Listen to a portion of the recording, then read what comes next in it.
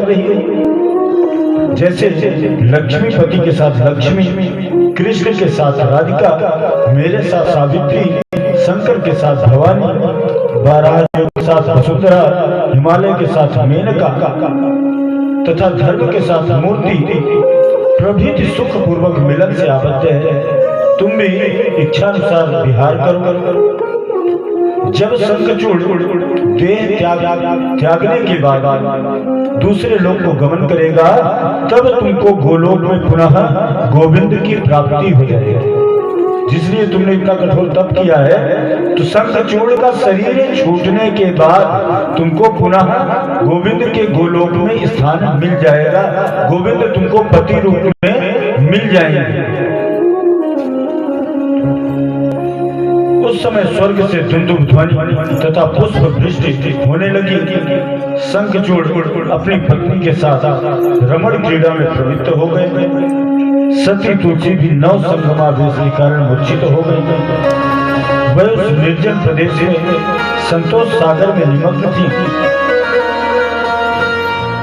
भक्ष्यचंदनम भावो तिलकम विजहासा सचा सिंदूर बिंदु पत्रकम। स्त्रियों को मनोहर लगने वाले सुख श्रृंगार का नाना भोग तुलसी के साथ शंखचूड़ करने लगे। अत्यंत रम्य प्रदेश में रहने लगे। तुलसी ने समागम प्रसंग से अपने प्रिय पति का मन हरण कर लिया। तुलसी भी रसराज शंखचूड़ के वाम पार्श्व पर अपने बाहु के आभूषण का चिन्ह बना देती थी।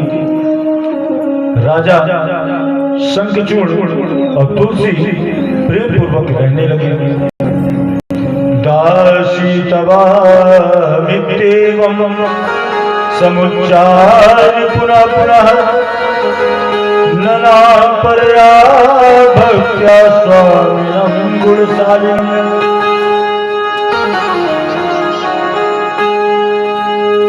साचतां च समाकृष्य चकार वक्षसिभ्यां सस्मितं वाससा छन्नं ददर्श मुखपङ्कजम्। उसने शंखचूड़ अग्निपत्नी स्वाहा से हरण करके मिले नूपुर की जोड़ी, सूर्य पत्नी छाया के केयूरद्वय, चंद्र पत्नी रोहिणी के कुंडल, काम पत्नी रति की अंगूठी तुलसी को प्रदान किया। शंखचूड़ ने तुलसी के बालों पर जूड़ा बनाकर उसे माला से सुसज्जित कर दिया और चतुर्दिक कुमकुम से नाना चित्रों की रचना की। सिंदूर तिलक तुलसी के ललाट पर लगाया। शंखचूड़ ने कहा, हे देवी तुलसी, मैं तुम्हारा दास हूं। तत्पश्चात तुलसी को अपने वक्ष से सटाकर शंखचूड़ रत्न निर्मित यान पर बैठा तथा उस तपोवन को त्याग कर अन्य स्थान पर चला गया। कुंदानां मालतीनां च कुमुदाम्भोज कानने कल्प वृक्षे पारिजात बने बने। देवताओं के उद्यान में, बगीचे में, देवताओं के वनों में उत्तम चंदन,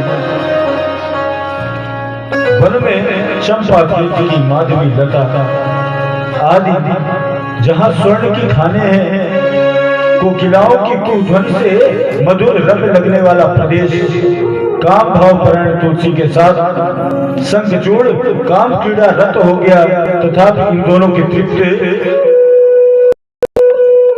नहीं हुई थी। इस महाबली राजराजेश्वर ने एक मनवंतर काल पर्यंत सतत देवता, असुर, दानव, गंधर्व, राक्षस गण पर शासन किया। अपना अधिकार हरण किए जाने के कारण देवता लोग भिक्षु की तरह भटकने लगे। शंखचूड़ ने देवताओं की पूजा, होम आदि का तथा विषय आश्रय अधिकार शस्त्र शास्त्र भूषणादि जबरदस्ती से छीन लिया शंखचूड़ ने। अब सभी देवता चित्र में बनी बंदुरी जैसे निष्क्रिय सभी लोग शिवलोक को गए। वहां जाकर उन्होंने समस्त घटनाक्रम भगवान चंद्रशेखर से जब कहा, तब शिव भी ब्रह्मा आदि को लेकर दुर्लभ जरा मृत्यु रहित परम धाम वैकुंठ को गए। द्वारपालों को रत्न सिंहासनासीन देखा।